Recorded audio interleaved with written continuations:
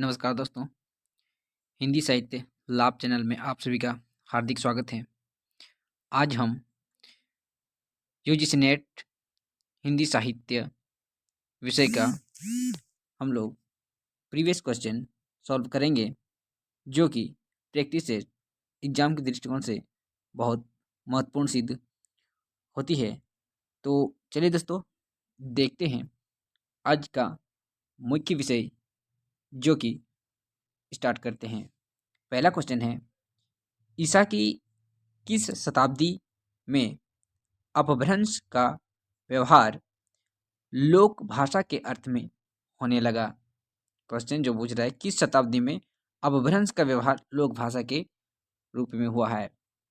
उत्तर है option number D, मतलब इसका समय सीमा जो है वो 11वीं शताब्दी में है। जो इसका एक्सप्लेनेशन भी दिया हुआ है, ईसा की 11वीं शताब्दी में अपभ्रंश का व्यवहार लोक भाषा के अर्थ में होने लगा था। आचार्य रामचंद्र शुक्ल के अनुसार यहाँ पर कहते हैं कि पहले जैसा गाथा या गाहा कहने से प्राकृत का बोध होता था, वैसे ही पीछे दोहा या दूहा कहने से अपभ्रंश का लोक प्रचलित काव्य भाषा का बोध होने लगा। अर्थात अपभ्रंश का लोक भाषा के अर्थ में प्रयोग अपभ्रंश के तरह इसमें प्रयोग होने लगा या इसका स्थान लेने लगा। दोस्तों, अगर आपको थोड़ा धुंधला या अस्पष्ट दिखता है तो आप अपना रिवलेशन लगभग 360 डिग्री कर लीजिएगा, तो आपको ये साफ साफ दिखाई देगा। तो चलिए दोस्तों, देखते हैं। अगला क्वेश्चन है, पुरुष परीक्षा किस कवि की रचना है?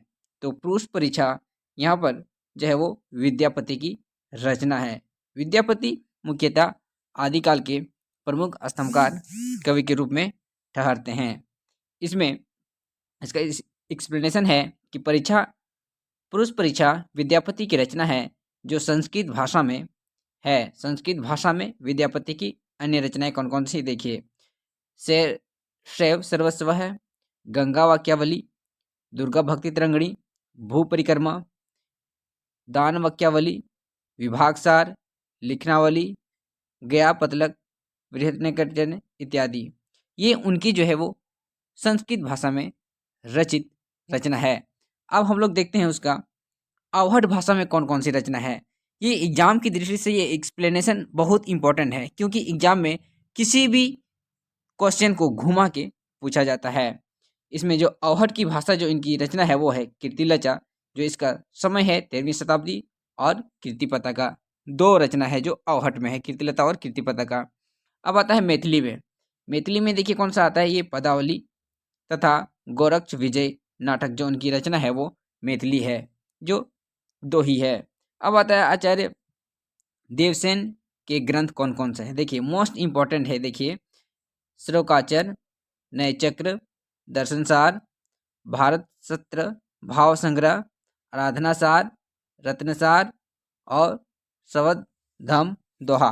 ये उनकी प्रमुख रचना है। किसकी? आचार्य देव की रचना, जो मोस्ट इंपॉर्टेंट की दृष्टि से है।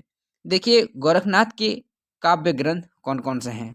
गोरखनाथ, जो कि गोरक्ष या मचंद्रनाथ के नाम से भी जाना जाता है। देखिए डॉक्टर पीताम्बर दत्त बर्तवाल ने गोरखनाथ के 14 ग्रंथ को अपने माना है, और इसका संपादन गोरखबानी नाम से किया भी है। इसमें जो है देखिए शब्द पथ, शिष्य दर्शन, प्राण संकली, नरवे वेद, आत्मबोध, योगसार, 15 तिथि, सप्तवार, मणिक्षु, गोरक्ष बोध, ये इनकी प्रमुख रचना है। लगभग कितनी है यहाँ पर? 14 ग्रंथ इसमें देखने को मिलती है। अब ज्योतिषवर ठाकुर के ग्रंथ कौन सा है? वर्णरत्नाकर। देखिए एक एक शब्द जो मोस्ट इंपॉर्टेंट है। ज्योतिषवर ठाकुर की रचना कौन सी है? वर्णरत्नाकर। डॉक्टर नगेंद्र देवसेन कृत श्लोकाचर को हिंदी की प्रथम रचना मानते हैं, है ना? कौन मानते हैं? डॉक्टर नगेंद्र, है ना? देवसेन की श्लोकाचर को हिंदी की प्रथम रचना मानते हैं, क्योंकि विभिन्न विद्वान विभिन्न रचनाओं और रचनाकारों को माने हैं। तो यहाँ पर डॉक्टर नगेंद्र श्लोकाचर देवसेन को माने हैं। देवसेन के नए चक्र की लघु नए चक्र के नाम से भी जाना जाता है। तो ये जो है ना, ये एक्सप्लेनेशन मोस्ट इम्पॉर्टेंट है, ताकि हम लोग एक क्वेश्चन में कई क्वेश्चन छुपा हुआ रहता है, उसको हम लोग सामने रखते हुए समझते हुए समझेंगे और आगे बढ़ेंगे। क्वेश्चन नंबर तीसरा देखिए, कहता है कि निम्नलिखित में से कौन सा विद्वान पृथ्वीरासो को सर्वथा अप्रमाणिक ग्रंथ मानने वालों में शामिल नहीं है। देखिए क्वेश्चन जो है ना, आजकल ये नहीं है एक प्रचलन में आ गया है, जो धोखा हम सभी खा सकते हैं। तो यहाँ पर देखिए क्या कहता है कि ये अप्रमाणिक माने हैं, सबसे पहले कौन नहीं माने हैं ये पूछ रहे हैं। देखिए रामचंद्र शुक्ल ऑप्शन में है, मोहनलाल विष्णुलाल पांड्या, गौरी शंकर हिरानंद ओझा और डॉक्टर वुलर। तो देखिए मोहनलाल विष्णुलाल पांड्या जो हैं वो जो ये अप्रमाणिक शामिल नहीं माने हैं। क्यों? क्योंकि मोहनलाल विष्णुलाल पांड्या जो हैं वो पृथ्वीरासो को प्रमाणिक माने हैं। इस प्रकार यहाँ पर ऑप्शन नंबर बी सही ठहरता है। इसका एक्सप्लेनेशन है, पृथ्वीराज रासो को मोहनलाल विष्णुलाल पांड्या ने सर्वथा प्रमाणिक ग्रंथ मानते हैं। देखिए प्रमाणिक, और वहाँ पर अप्रमाणिक पूछा था। देखिए प्रमाणिक में कौन कौन विद्वान माने हैं, अप्रमाणिक में कौन कौन, और अर्ध प्रमाणिक में कौन कौन मानते हैं। इसमें सबसे पहले जो प्रमाणिक है वह है श्याम सुंदर दास, जो प्रमाणिक माने हैं। मिश्र बंधु, मोहनलाल विष्णुलाल पांड्या, कर्नल टॉड, मथुरा प्रसाद दीक्षित और मोतीलाल मेनरिया, ये जो 7 विद्वान हैं ये प्रमाणिक हैं। ये क्वेश्चन यहाँ से पूछा जाता है कि इनमें से किसने प्रमाणिक माना है, या इनमें से किसने प्रमाणिक नहीं माना है, या किसने इसको अर्ध प्रमाणिक माना है। जब तक इसको याद नहीं रखेंगे तब तक हम सभी के लिए ये थोड़ा सा दुविधा पैदा कर सकता है। अर्ध प्रमाणिक में देखिए कौन कौन आते हैं, जो आधा प्रमाणिक मानते हैं। अर्ध प्रमाणिक मतलब आधा, है ना। इसमें देखिए क्या कहता है कि मुनि जिनविजय हो गया, मोहन सिंह हो गया, आचार्य हजारी प्रसाद द्विवेदी, सुनीति कुमार चटर्जी और अंगवद नाहट, ये जो है अर्ध प्रमाणिक मतलब आधा माने हैं। तो हम अपने अपने हिसाब से इसको ट्रिक बना के इसको याद कर सकते हैं। अर्ध प्रमाणिक हो गया, प्रमाणिक हो गया, या अप्रमाणिक हो गया। अप्रमाणिक में देखिए रामचंद्र शुक्ल अप्रमाणिक माने हैं, देव प्रसाद भी माने हैं, कविराज श्यामल दास, गौरीशंकर हीराचंद ओझा, डॉक्टर वुलर, राम कुमार वर्मा और मुरारी दान, ये जो है वो अप्रमाणिक इस ग्रंथ को मानते हैं। इसमें देखिए नोट भी दिया है कि नरोत्तम स्वामी पृथ्वीराज रासो को पूर्ण अप्रमाणिक मानते हैं। क्या? पूर्ण अप्रमाणिक। इसमें देखिए चौथा क्वेश्चन है, मोरा जमुना नवेला भयो है गुलाल, कैसे पर दिन ही बकस मोरी माल। उक्त काव्य पंक्तियों के रचयिता कौन है? तो इसका आंसर होगा ऑप्शन नंबर बी, अमीर खुसरो। अमीर खुसरो जो ये हिंदी साहित्य आदिकाल के प्रमुख कवि हैं। अब इनका देखिए क्या कहता है कि मोहरा जमुना नवलल रा भयो है गुलाल, अमीर खुसरो कैसे घर दिन ही बकस मोरी लाल। अब देखिए धर्मदास का और एक कोटेशन दिया है, बरनी में साहेबे तुम्हारी चरणा, संतन सुख लायक दायक प्रभु दुख हरना। ये इसका प्रमुख इसका कोटेशन है। अगला क्वेश्चन है 5वां नंबर, कहता है कि मीराबाई की उपासना किस प्रकार की थी। जो मीराबाई थी वो उसकी उपासना किस भाव की थी। तो ये माधुर्य भाव इसका सही आंसर होगा, ऑप्शन नंबर सी, जो कि एग्जाम की दृष्टि से बहुत इंपॉर्टेंट है। एक एक तथ्य हम सभी के लिए एक बाण का काम करने वाला। आचार्य रामचंद्र शुक्ल के अनुसार कबीर ने अपने साखियों में सद्दुकड़ी भाषा का प्रयोग किया है। अब सद्दुकड़ी से उनका क्या तात्पर्य है ये निकालना है। तो इसका आंसर होगा ऑप्शन नंबर सी, जो इसका राजस्थानी पंजाबी मिली खड़ी बोली को ही क्या कहते हैं, सद्दुकड़ी भाषा के नाम से जाना जाता है। हम लोग जो इम्पोर्टेंट है उसी का इसका विश्लेषण करेंगे, ताकि समय को बचाते हुए अधिक से अधिक क्वेश्चन का हल निकाल सके। इसमें देखिए क्या है कि श्याम सुंदर दास ने पंचमेल खिचड़ी कहा है, आचार्य रामचंद्र शुक्ल ने सद्दुकड़ी भाषा कहा है, हजारी प्रसाद द्विवेदी ने इसका भाषा के डिक्टेटर, और बच्चन सिंह ने संत भाषा कहा है। किसको? कबीरदास की भाषा को। अगला क्वेश्चन है, सुजान कुमार किस सूफी के प्रेम कथानक नायक है, मतलब हीरो। आंसर में होगा ऑप्शन नंबर बी, मतलब चित्रावली। चित्रावली जो है वो सुजान कुमार इसका नायक है। ये जो सुजान कुमार है चित्रावली के प्रमुख नायक के रूप में ठहरते हैं। अगला क्वेश्चन है, सखी हो श्याम रंग रंगी, देखी बिकाए गई व सुरती, सूरत माही पगी। ये काव्य पंक्तियां किसकी है? तो इसका आंसर होगा ऑप्शन नंबर बी, ये गदाधर भट्ट की पंक्तियां हैं जो एग्जाम की दृष्टि से मोस्ट इंपॉर्टेंट है। अगला क्वेश्चन है क्वेश्चन नंबर 9, तिया से सौ जौबन मिले, भेद न जानियो जात, प्रात समय निसी घोष के, दुखों भाव दर्शात। इस दोहे में नायिका की किस अवस्था का वर्णन किया गया है? तो इसका आंसर होगा वयः संधि। इसमें वयः संधि जो है उसका एक्सप्लेनेशन थोड़ा सा देख लेते हैं। कहता है कि तिया से सौ जौबन मिले, भेद न जानियो जात, प्रातः समय निसी धोष के, दुओं भव दर्शात।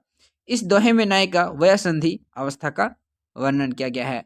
अगला क्वेश्चन है क्वेश्चन नंबर 10, कहता है जगत जानियो जिहि सकल, जगत जनायो जिन्हीं सकल, सो हरि जानियो नाही, ज्यों आखिन सब देखी, आखिन ना देखी जाही। उक्त दोहों में कौन सा अलंकार है? अलंकार जो हम सभी जानते हैं बहुत सारे होते हैं, जैसे उपमा, रूपक, उत्प्रेक्षा। तो इसका उत्तर होगा ऑप्शन नंबर बी, मतलब उदाहरण अलंकार है। मतलब ये किसी का उदाहरण करके समझाना चाहते हैं। अगला क्वेश्चन है क्वेश्चन नंबर 11। इसमें कहता है कि मैथिली शरण गुप्त की प्रतिभा का विकास सर्वाधिक किस साहित्य रूप में देखने को मिलता है ना? किस साहित्य रूप में देखने को मिलता है? तो इसमें जो रहता है सर्वाधिक वो है प्रबंध, प्रबंधकार के रूप में देखने को मिलता है, जो कि ऑप्शन नंबर बी होगा। इसी के साथ और हम लोग देखते हैं कि अगला क्वेश्चन क्या क्या दिखाता है। अन्य जो रचनाएं हैं उसका थोड़ा सा प्रकाशन वर्ग के सहित देख लेते हैं, ताकि अगला जो क्वेश्चन बनाने वाले होंगे उससे हम लोग धोखा नहीं खाएंगे, क्योंकि ये याद करने के बाद क्या होता है कि इसको क्रम में लगाने के लिए दे देता है। तो इनका रचना है रंग में भंग 1909 ईस्वी में, उसके बाद जयद्रथवत 1910 में, किसान 1917, विकट भट्ट 1929 में, गुरुकुल 1929, साकेत 1931, भारत भारती 1912, झनकार 1929, यशोधरा 1932, द्वापर 1936, जय भारत 1952, पंचवटी 1925, हिडिंबा आदि उनकी प्रमुख रचनाएं हैं। इसमें क्या होता है कि अब अगला क्वेश्चन अगर इससे कहीं से भी बनेगा तो हम लोग आसानी से इसका एक्सप्लेनेशन या फिर उत्तर ढूंढ लेंगे। अगला क्वेश्चन है क्वेश्चन नंबर 12, कहता है कि रचना ना तो दर्शन है और ना किसी ज्ञानी के प्रौढ़ मस्तिष्क का चमत्कार, यह तो अंततः एक साधारण मनुष्य का शंकाकुल हृदय ही है जो मस्तिष्क के स्तर पर चढ़कर बोल रहा है। रामधारी सिंह दिनकर द्वारा कहा गया यह कथन उनके किस काव्य के संबंध में है? ये जो कोटेशन है रामधारी सिंह दिनकर की किस रचना से संबंधित है? तो उत्तर होगा ऑप्शन नंबर सी, कुरुक्षेत्र से है। कुरुक्षेत्र उनकी महाभारत पर आधारित एक प्रमुख रचना है जो हम सभी के लिए मोस्ट इम्पोर्टेंट ठहरती है।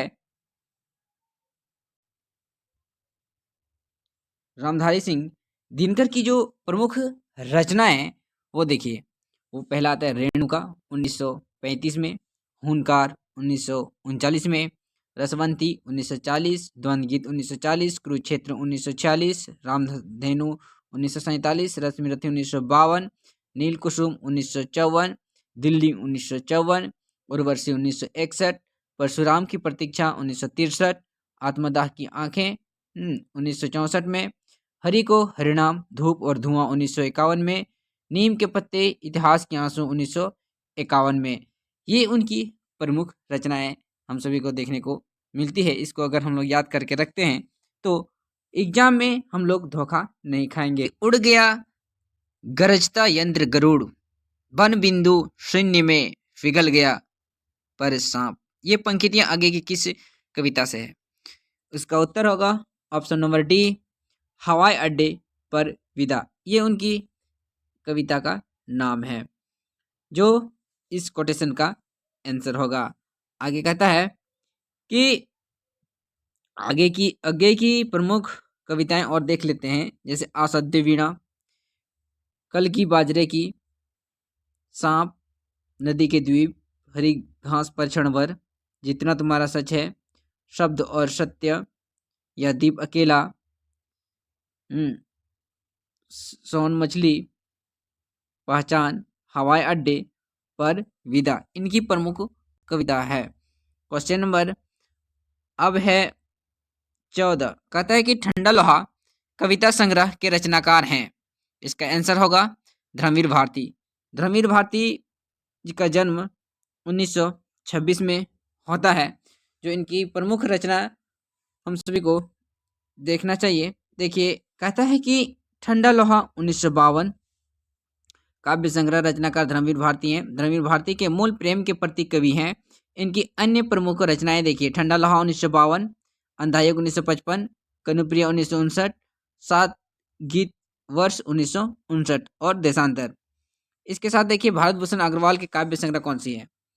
छवि के बंधन, जाते रहो, मुक्ति मार्ग, ओ अप्रस्तुत मन, कागज के फूल, एक उठा हुआ हाथ, उतना वह सूरज है, अनुपस्थित लोग।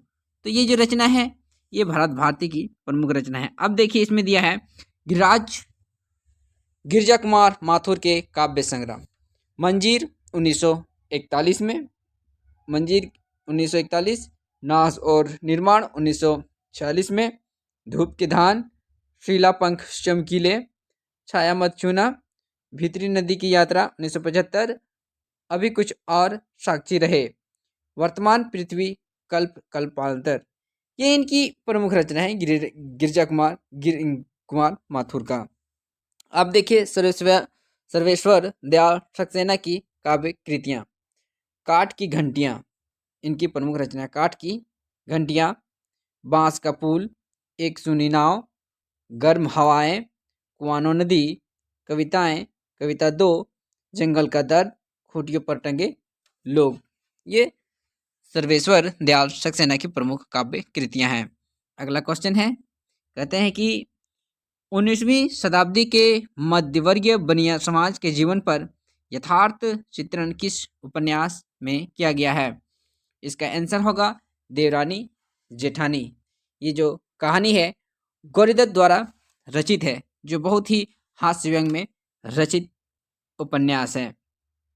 इसमें देवरानी जेठानी की प्रकाशन 1870 में होता है।